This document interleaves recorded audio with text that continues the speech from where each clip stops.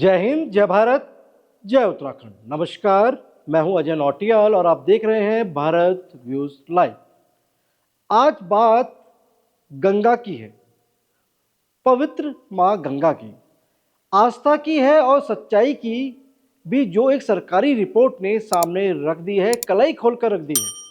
सवाल सीधा है, अगर गंगा को साफ करने के लिए हजारों करोड़ रुपए खर्च हो गए तो फिर गंगा मां आज भी गंदी क्यों है?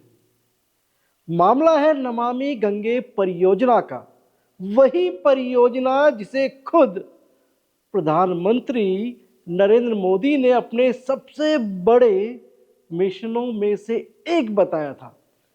कहा गया था कि गंगा को निर्मल बनाया जाएगा, गंगा को अविरल बनाया जाएगा और गंगा को बचाने के लिए सरकार कोई कोर कसर नहीं छोड़ेगी। लेकिन अब कैग यानी भारत के नियंत्रक एवं महालेखा परीक्षक की रिपोर्ट सामने आई है और इस रिपोर्ट ने कई असहज सवाल खड़े कर दिए हैं।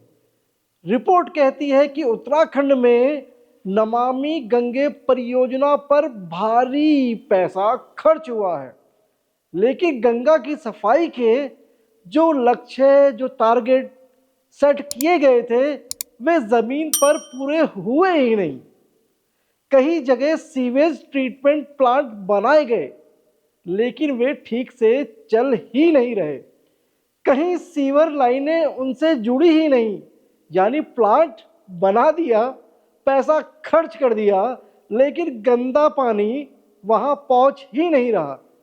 दूसरी तरफ वही गंदा पानी सीधे गंगा में जा रहा है, सीधे गंगा नदी में उतर रहा है। अब जरा ठहर कर सोचिए, करोड़ों रुपए खर्च करके प्लांट तो बना दिया, लेकिन अगर उससे सीवर लाइन ही नहीं जोड़ी तो फिर वो प्लांट किस काम का है रे भैया?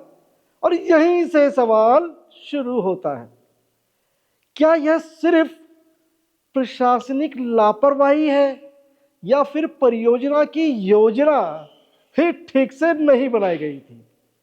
क्या उत्तराखंड में बैठे अधिकारी और सिस्टम प्रधानमंत्री नरेंद्र मोदी के उस सपने को ही पलीता लगा रहे हैं जिसमें गंगा को साफ और निर्मल बनाने की बात कही गई थी? क्योंकि अगर गंगा के नाम पर पैसा खर्च होता रहे और गंगा फिर भी गंदी रहे तो फिर यह सिर्फ एक परियोजना की असफलता की कहानी नहीं है, यह सिस्टम की नीयत और कामकाज दोनों पर सवाल है। कैग की रिपोर्ट में एक और चौंकाने वाली बात सामने आई। देवप्रयाग से हरिद्वार के बीच गंगा के पानी में बैक्टीरिया का स्तर कई गुना ज्यादा पाया गया। अब जरा सोचिए, गंगा की शुरुआत यानी गंगा का जो उद्गम है जिस राज्य से होता है, अगर वहीं से गंगा दूषित हो रही है तो नीचे बहने वाले हजारों किलोमीटर का क्या हाल होगा? और यहीं से सवाल सीधे उत्तराखंड सरकार से भी उठते हैं। क्या मुख्यमंत्री पुष्कर सिंह धामी को इस पूरे मामले में सीधे हस्तक्षेप नहीं करना चाहिए? क्या गंगा की सफाई जैसे इतने बड़े और संवेदनशील काम के लिए किसी वरिष्ठ कैबिनेट मंत्री और वरिष्ठ अधिकारी, वरिष्ठ ब्यूरोक्रेट को स्पष्ट जिम्मेदारी देकर जवाबदेही तय नहीं की जानी चाहिए?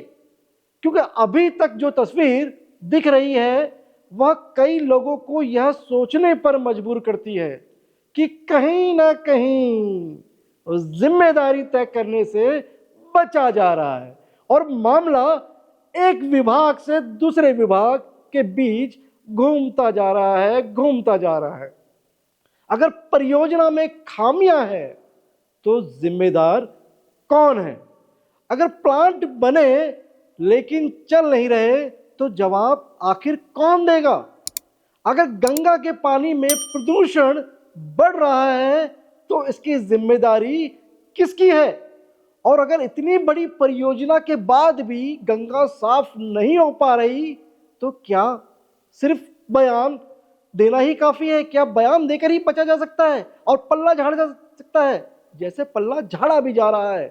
क्योंकि सच यही है कि गंगा सिर्फ एक नदी नहीं है, यह करोड़ों लोगों की आस्था है, यह भारत की पहचान है और यह उत्तराखंड की सबसे बड़ी धरोहर है। लेकिन अगर गंगा के नाम पर परियोजनाएं बनती रहें, पैसा खर्च होता रहे और जमीन पर फर्क ना दिखे तो फिर लोगों के मन में सवाल उठना स्वाभाविक है। क्या गंगा सिर्फ भाषणों में साफ हो रही है? क्या गंगा सिर्फ चुनावी वादों में साफ हो रही है या सच में जमीन पर भी साफ हो रही है? क्या सिस्टम सच में गंगा को बचाना चाहता है या फिर गंगा सिर्फ एक राजनीतिक नारा बनकर रह गई है? और सबसे बड़ा सवाल, क्या उत्तराखंड सरकार और यहाँ का प्रशासन प्रधानमंत्री नरेंद्र मोदी के गंगा को लेकर देखे गए सपनों को कमजोर कर रहा है? क्योंकि अगर गंगा के उद्गम राज्य में ही गंगा साफ नहीं रह पा रही तो पूरे देश में गंगा को निर्मल बनाने का सपना आखिर कैसे पूरा होगा? अब देखना यह है कि कैग की इस रिपोर्ट के बाद उत्तराखंड सरकार, पुष्कर सिंह धामी सरकार क्या कदम उठाती है। क्या जिम्मेदार लोगों पर कोई कार्रवाई होगी?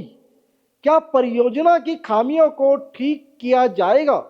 और क्या गंगा को सच में साफ करने के लिए जवाबदेही तय की जाएगी या फिर यह रिपोर्ट भी कुछ दिन चर्चा में रहेगी और फिर फाइलों में बंद हो जाएगी?